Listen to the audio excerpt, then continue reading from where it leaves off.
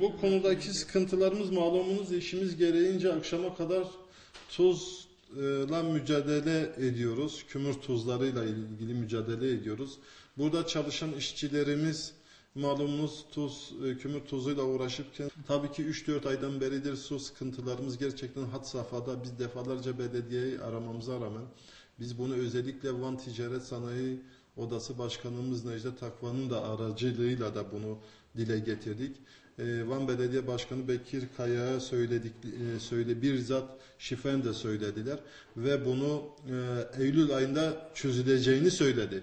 Ama maalesef bugün Eylül'ün 24'ü, buna rağmen halen kömürcüler sitesinde su akmamaktadır. Belki başka sektörümüz, belki kömür sektörü olmamış olsaydı belki bu denli etkilenmeyebilirdik. Ama işimiz gereğince bu konuda büyük bir mağduriyetimiz var.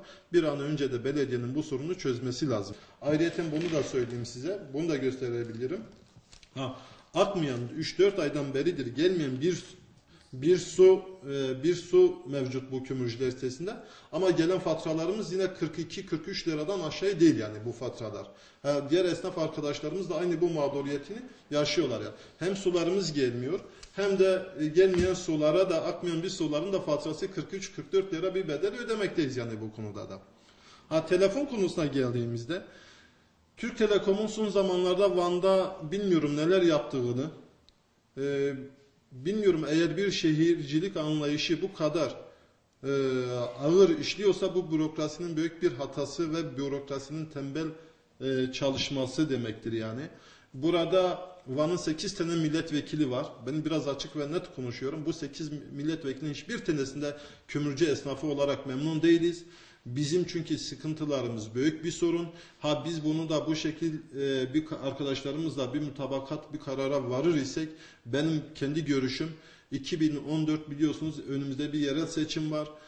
Bu 2014 yerel seçiminde bütün siyasi partileri protesto etmek istiyoruz yani.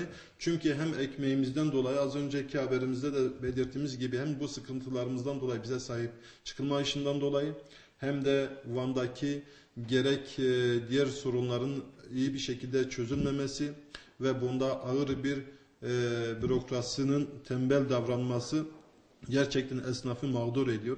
Bizim esnafımızın tam para kazanacağı bir dönemde, iyi kötü iş yapabileceği bir dönemde Telekom'un çarşamba gününde yani ayın 18 Eylül 2013 tarihinden beri komple 62 esnafın telefon şebekesinin olmadığı durumundadır.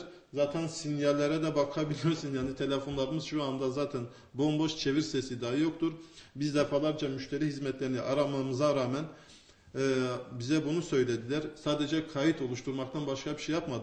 Telekom da aynen belediye gibi sabit biliyorsunuz bir telefon aidat ücreti vardır. Biz bunları ödüyoruz ama fakat baktığımızda benim kullanmadığım bir telefonun ya sabit ücretini ödeyeyim. Biliyorsunuz satışlar artık kredi kartıyla yapılıyor. Bu kredi kartlarıyla telefon hatları üzerinde gerçekleşiyor bu post cihazları. Benim müşterilerim buraya gelip de geri gittikten sonra ben o telefon hatını ne yapayım yani? Türk Telekom'u ne yapayım yani? Bu konuda da büyük bir mağduriyetimiz var. Şimdi bizim kömürcüler sitesi gerçekten Doğu Anadolu'da düzenli olarak yapılmış en güzel toplu iş yerlerinden bir tanesidir.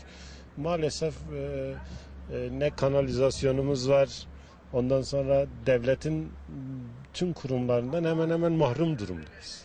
Yani bir sularımız gelmiyor, ondan sonra bir telefonlarımız arızalanıyor, bildiriyoruz, gelip yapmıyorlar. Ne bileyim, üvey evlat muamelesi görüyoruz.